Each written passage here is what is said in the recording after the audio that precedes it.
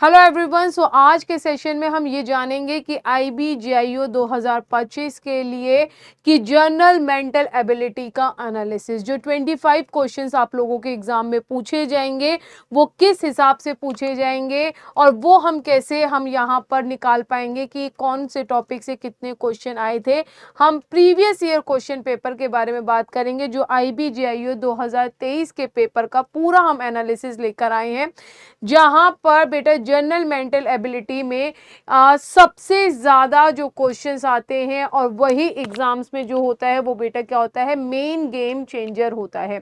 सो अगर हमें topic wise weightage देखने हैं तो सबसे ज्यादा इंपॉर्टेंट जो है रीजनिंग के या क्वांट के जो टॉपिक्स हैं वो कौन से हमारे एग्जाम में पूछे गए थे। तो आप देख पा रहे हैं टॉपिक वाइज आप लोगों का डिस्ट्रीब्यूशन है जो कि आप लोगों का IBGIO सेकेंड टेक आप लोगों का 2 जुलाई 2023 में जब आपको लोगों का एग्जाम हुआ था उसके पैटर्न पे हमने जो उसका पेपर हुआ था उसी को ही हमने पूरा एनालिसिस करके आप लोगों का यहाँ पर ये बताएंगे कि किस टॉपिक से कितने क्वेश्चन आए थे, लेवल क्या था।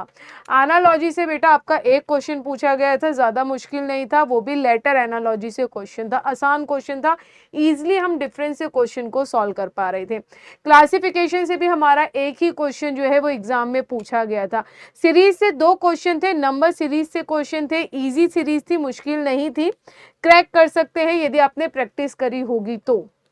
ठीक है, missing number in the figure से क्वेश्चन नहीं था। कोडिंग डिकोडिंग का 2 क्वेश्चन आप लोगों से पूछे गए थे डायरेक्ट पैटर्न पे, तो आपको उसके लिए थोड़ा सा यहाँ पर आप लोगों को ट्रिक सीखनी पड़ती है क्वेश्चन को सॉल्व करने के लिए, क्योंकि टाइम मैनेज आप लोगों को वहां पर करना है। ब्लड रिलेशन का एक क्वेश्चन था, देन डायरेक्शन एंड डिस्टेंस के आपके 2 क्वेश्चन थे। जो टाइम टेकिंग जो क्वेश्चन था वो डायरेक्शन एंड डिस्टेंस का था। यदि आप लोगों को टाइम मैनेजमेंट करना नहीं आता, आप लोगों को ट्रिक से क्वेश्चन को सॉल्व करना नहीं आता कि कैसे हम डायरेक्शन एंड डिस्टेंस के क्वेश्चंस को सॉल्व करेंगे विद इन अ सेकंड या विद इन अ कुछ मिनट में, तो हम जो हमारा जो पेपर है वो लेंदी हो जाएगा, क्योंकि क्वेश्चन डायरेक्शन और डिस्टेंस का था। देखने से लग रहा होगा कि आपके अरे डायरेक्शन एंड डिस्टेंस का ही तो है, क्वेश्चन हो जाएगा, बट उसमें जब हम डायग्राम बना के क्वेश्चन को सॉल्व करते थे तो उसमें जो हमें डिस्टेंस फाइंड करनी होती थी वो थोड़ा सा हमको पजल कर रहा था, टाइम टेकिंग था।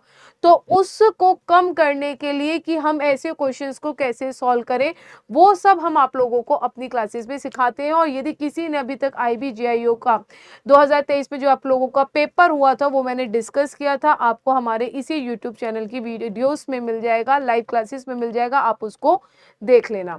ठीक है, देन उसके बाद सिटिंग अरेंजमेंट के क्वेश्चन थे, sitting arrangement like a puzzle से क्वेश्चन थे, फ्लोर बेस्ड पे आप लोगों का क्वेश्चन पूछा गया था। यहाँ पर बच्चा जो है वो सोचता है कि फ्लोर बेस्ड पे क्वेश्चन है, वो अटेम्प्ट नहीं कर पाता है क्वेश्चन को, उसे थोड़ा सा टफ लगता है।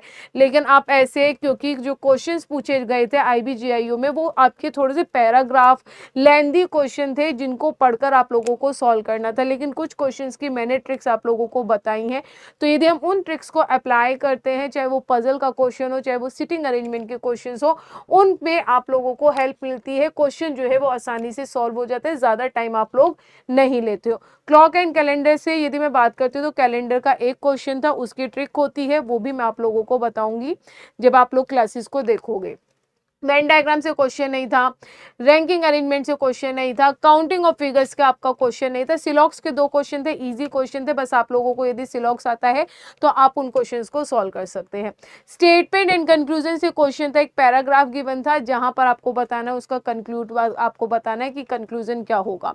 उसके लिए आप लोगों को स्टेटमेंट एंड कंक्लूजन को पूरा पैराग्राफ पढ़ने में टाइम लगता, तो आप लोगों को बताया जाएगा कि किस किस कीवर्ड्स पर फोकस करके आप लोगों को क्वेश्चन जो है वो विद इन अ सेकेंड आप लोगों को फाइंड करना है। देन उसके बाद यदि हम बात करते हैं तो बेटा पजल का क्वेश्चन था, जो कि मैंने आपको कहा था कि पजल से क्वेश्चन पूछा गया था। कॉज एंड इफेक्ट से जो क्वेश्चन था वो आप लोगों का पूछा गया था। डेटा सफिशिएंसी के 2 क्वेश्चन आप लोगों के यहाँ पर पूछे गए थे। स्टेटमेंट एंड रीजन से क्वेश्चन आप लोगों का था। मैथमेटिकल रीजनिंग यदि हम कहते हैं कि क्वांट बेस्ड, तो क्वांट बेस्ड से बेस्ड क्वेश्चन आपके 2 क्वेश्चन पूछे गए थे। एक आपका मिक्सचर से था, एक क्वेश्चन आपका अप्रोक्सीमेट क्वेश्चन को सॉल्व करना था, जस्ट लाइक अ कैलकुलेशन था, लेकिन अप्रोक्सीमेट करके क्वेश्चन को सॉल्व करना था, उसको भी मैंने बताया कि कैसे ट्रिक से सॉल्व करते हैं। हैं। मिसलेनियस में यदि हम बात करें तो बेटा 2 क्वेश्चन आप लोगों के पूछे गए थे। सो टोटल क्वेश्चन जो थे वो 25 क्वेश्चन आप लोगों के पूछे गए थे। सो बेटा यदि मैं बात करूं, एक बात मैं क्लियर कर देती हूँ, क्योंकि आप लोगों को पता है 100 क्वेश्चंस होंगे, सॉल्व करने के लिए 120 मिनट मिलेगा। मतलब पेपर में आपकी स्पीड और एक्यूरेसी दोनों आप लोगों के लिए बहुत ज़्यादा मैटर करता है, क्योंकि यदि इन दोनों पर आप लोगों का फोकस नहीं होगा, स्पीड है एक्यूरेसी भी है, तो भाई आप लोगों का सिलेक्शन आपके हाथ में है। ठीक है, तो आपको लग सकता है कि लाइक टाइम ज़्यादा जा रहा है, क्योंकि भाई पजल भी सॉल्व करना है, लेंदी हो रही है, रीजनिंग के जो क्वेश्चंस हैं वो लेंदी हो रहे हैं। तो क्वेश्चंस तो जहाँ तक है बेटा आपके प्रीवियस ईयर के अकॉर्डिंग ही मैं आप लोगों को बताऊंगी कि कैसे हमारे जो क्वेश्चंस हैं वो प्रीवियस ईयर के अकॉर्डिंग कैसे आए थे और कैसे आ सकते हैं। ठीक है, तो समझोगे कि टाइम मैनेजमेंट कैसे करना है, क्योंकि टाइम मैनेजमेंट बहुत ज़्यादा इंपॉर्टेंट है। यदि मैं सिर्फ अपने सब्जेक्ट के बारे में बात करती हूँ, जनरल मेंटल एबिलिटी के बारे में बात करती हूँ, क्योंकि पेपर थोड़ा सा जो मतलब 25 में से 10 से 12 क्वेश्चन ऐसे थे जो लेंदी थे, जिसको पढ़ के सॉल्व करना था। लेकिन जब मैं उसकी ट्रिक्स बताऊंगी तो आपको कीवर्ड्स के थ्रू आप क्वेश्चंस को आराम से सॉल्व कर लोगे। इसलिए मैं आपको सिखाऊंगी कि पजल्स को जल्दी कैसे क्रैक करना है, शॉर्ट ट्रिक का यूज करके क्वेश्चन को स्मार्टली कैसे अटेम्प्ट करना है, ये सब आप लोगों को सीखनी पड़ेगी। और बच्चों के काफी ज्यादा डाउट होते हैं कि मैम जीके जीएस आ रही है या नहीं आ रही। तो बेटा जीके जीएस आपके एग्जाम में नहीं है, आईबीजेआईओ के पेपर में जीके जीएस का वेटेज नहीं है। आईबीजेआईओ में लगभग देखा जाए रीजनिंग ज्यादा पूछी जा रही है, तो मैक्सिमम जो फोकस है वो रीजनिंग पर है। मैथ के भी 2-3 क्वेश्चन ही देखने को मिले हैं, ज्यादा क्वेश्चन देखने को नहीं मिले थे। एक ही पेपर हुआ है तो उसी के बेसिस पे मैं एनालिसिस लेके आ रही हूँ। मतलब आपको अपना पूरा जो एनर्जी देनी है, इन्वेस्ट करनी है, वो आप लोगों को रीजनिंग में ज्यादा इन्वेस्ट करनी है।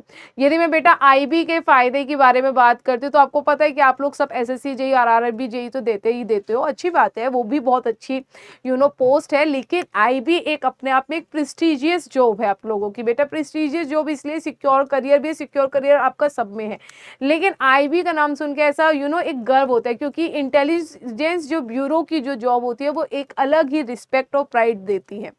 ठीक है, तो यदि वो हमारी एक अलग ही रिस्पेक्ट एंड प्राइड देती है तो कैसा फील होता है। जैसे आप लोगों को देखते होंगे, लोगों को ऑब्जर्व करते होंगे कि हाँ भाई आईबी है, एईजे में, अरे आईबी हो आप तो भाई आईबी में जॉब करते हो। एक लोगों का जो माइंड सेट होता है ना, वो एक अलग लेवल पे चला जाता है जब आप लोग बताते हो कि जी हम आईबी में काम करते हैं, क्योंकि नेशन सिक्योरिटी के लिए डायरेक्टली आप काम करने का आप लोगों को मौका मिलता है।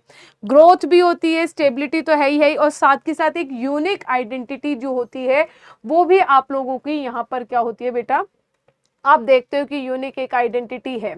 ठीक है, देन आफ्टर दैट और क्या क्या चीजें होती है। सबसे बड़ी बात है बेटा, आप लोगों को लगता होगा कि भाई नॉर्मल सी बात है, आप लोगों को यही था कि भाई लास्ट टाइम जैसे आपका जब पेपर खत्म हुआ था तो पेपर खत्म होने के बाद क्या हो गया था कि मैम पेपर जैसे नोटिफिकेशन आया, नोटिफिकेशन के बाद फॉर्म फिल किए गए, फॉर्म फिल करने के बाद क्या हो गया, 1 महीने बाद पेपर आ गया। तो जहाँ तक है हम ये भी मान के चल रहे कि एक्सपेक्टेड जो डेट है वो आप लोगों का जो एग्जाम है वो अक्टूबर में ही होगा। मैं यही मान के चल रही हूँ कि अक्टूबर एंड तक आप लोगों का एग्जाम होगा। मतलब हमारे पास कुछ ही टाइम है जहां पर हमें खुद को प्रिपेयर करना है। तो अगर आप अभी से ही फोकस प्रिपरेशन स्टार्ट कर देते हो तो ईजिली जो है वो आप लोगों का क्रैक करना बहुत ईजिली जो है वो आसान हो जाएगा। ठीक है, सो गाइस आप लोगों के लिए टेक्स्ट बुक लेके आए हैं आईबीजेआईओ का कंप्लीट एक बैच है जो बिल्कुल डेडिकेटेड है आप लोगों के एग्जाम के लिए। तो आप चाहते हैं कि आप लोग इंटेलिजेंस ब्यूरो में जॉब करो तो आप इस बैच को परचेज कर सकते हैं। और इसमें आप लोग यदि कूपन कोड का यूज करते हो SONAL का, क्योंकि अभी जो प्राइस है वो 3500 का है, तो देख लेते हैं SONAL यूज करके, कैपिटल लेटर में सोनल को यूज करके अप्लाई जब करेंगे तो जो प्राइस है वो आपका 2199 का हो जाता है, जो ठीक है। और आईबी के लिए तो भाई पढ़ना पड़ेगा, थोड़ा सा आपको प्रिपेयर करना पड़ेगा, इसलिए मेरी एडवाइस है शॉर्ट ट्रिक और स्मार्ट स्ट्रेटेजी के साथ प्रिपरेशन करो। रीजनिंग के जो ट्रिकी टॉपिक्स हैं उनको कैसे सॉल्व करना है वो मैं आप लोगों को बताऊंगी, कैसे फास्ट सॉल्व करना है। एंड देन पजल और लेंदी जो क्वेश्चंस को शॉर्ट मेथड से कैसे क्रैक करना है, ये सारी चीज़ें जो हैं वो मैं आप लोगों को अपनी क्लासेस में बताऊंगी। सो प्रॉपर एग्ज़ाम स्ट्रेटेजी और टाइम मैनेजमेंट स्किल के साथ ही आप लोगों का जो एग्ज़ाम है वो क्रैक कर पाओगे।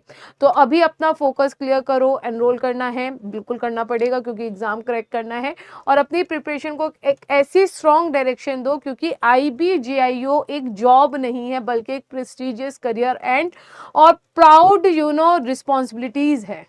ठीक है, so guys thank you very much, bye bye and take care.